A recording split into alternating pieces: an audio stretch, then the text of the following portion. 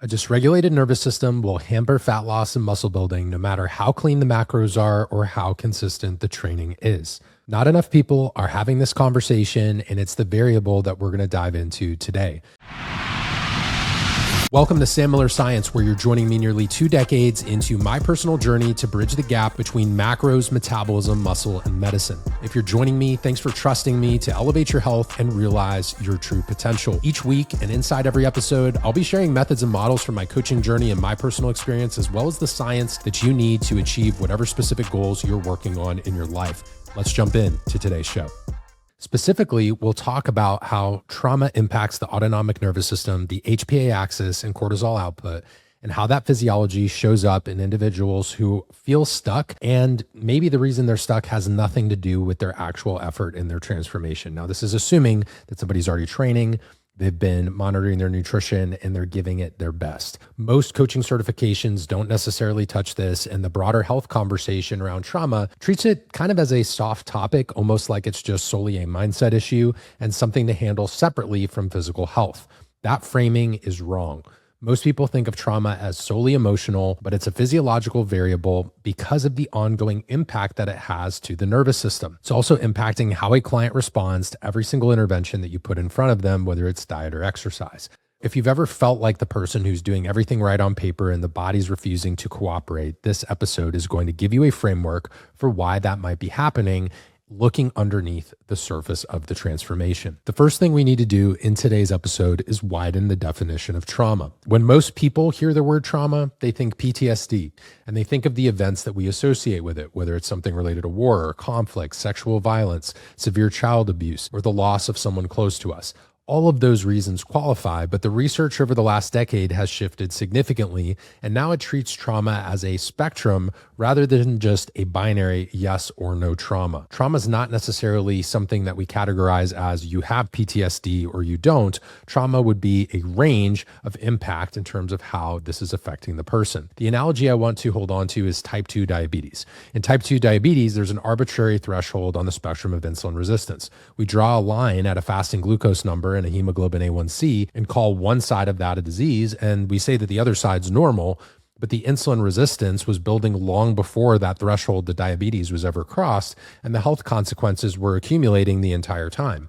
PTSD works the same way, just instead of insulin resistance, we're talking about mental and emotional experiences. So while PTSD may be a diagnostic threshold on a much wider spectrum, we're talking about a lot of different unresolved adverse experiences that someone may have lived with. And this difference between the binary yes or no and the gradient spectrum matters in practice.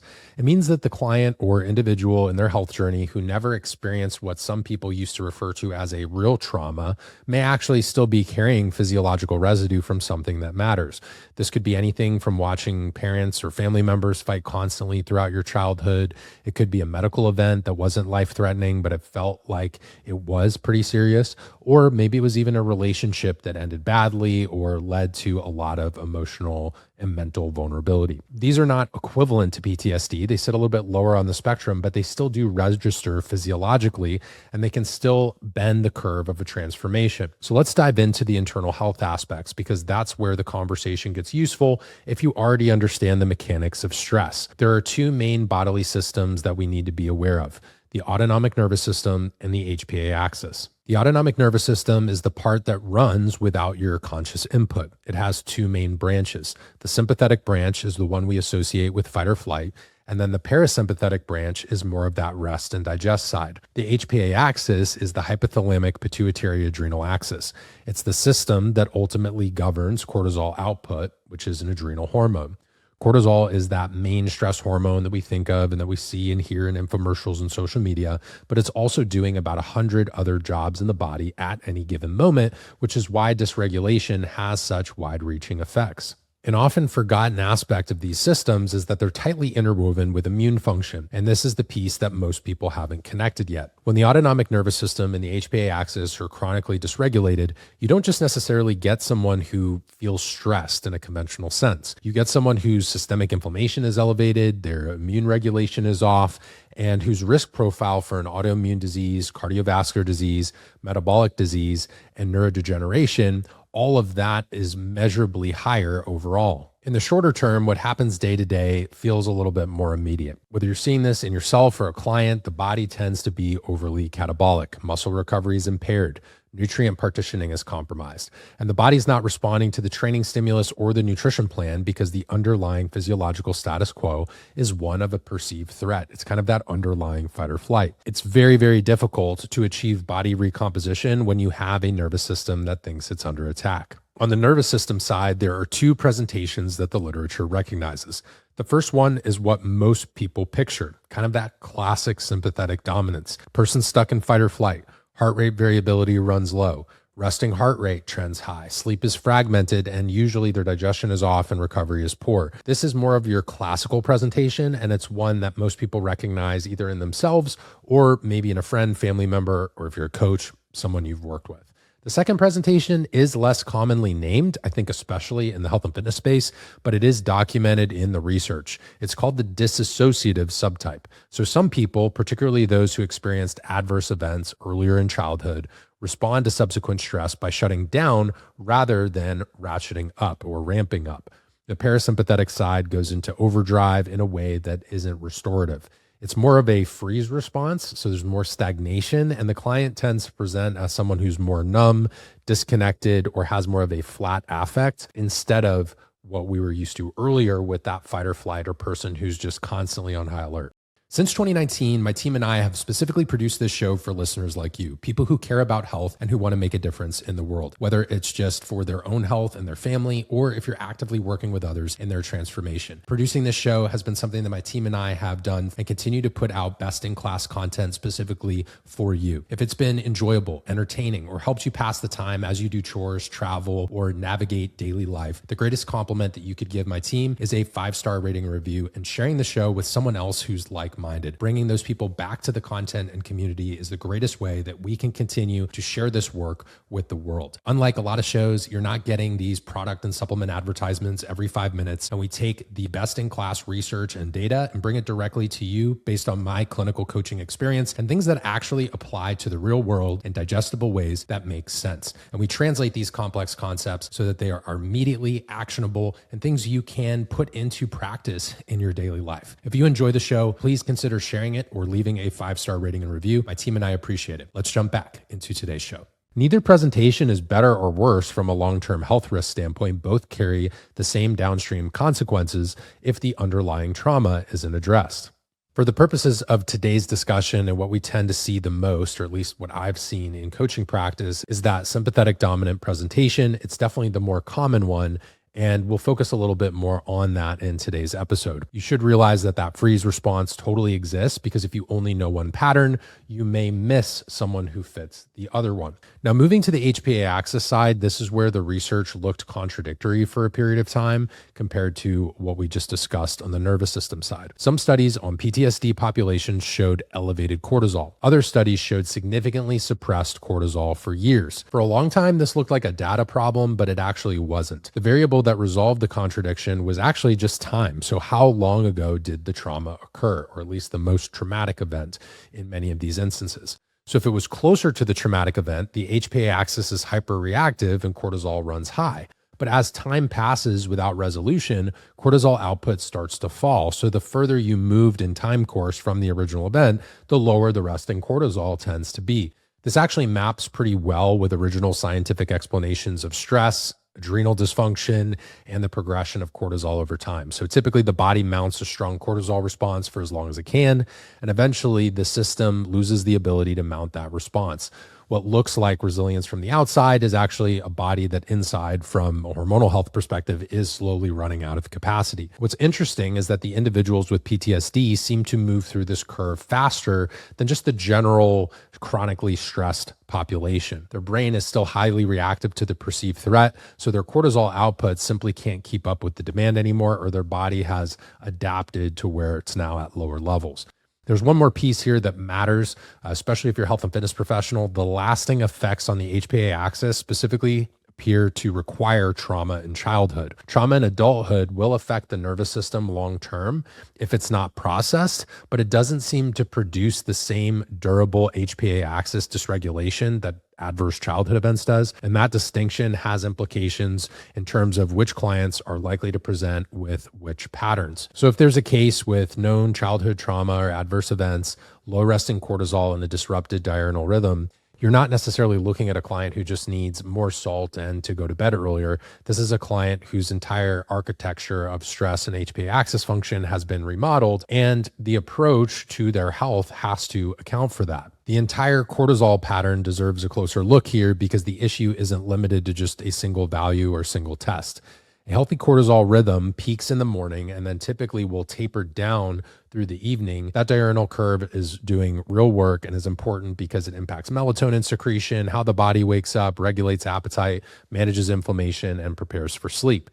In a dysregulated trauma presentation, what you often see is not just lower cortisol overall, you often see the rhythm itself flattened or inverted, with cortisol low in the morning when it should be high, and then it's elevated in the evening when it should be falling. That pattern alone explains a lot of what someone may be presenting with in their life. So morning fatigue that doesn't respond to caffeine, or feeling wired and tired at night, cravings that intensify in the evening, disrupted sleep onset, and even an inability to recover from training the way that they used to recover from training. Now, you could hypothetically chase each of these symptoms individually for months, or you could recognize that the underlying pattern is related to trauma and address it at the level that it actually lives. Working with trauma at the clinical level definitely isn't a DIY project, and it certainly isn't the job of just your average macro tracking fitness coach or personal trainer.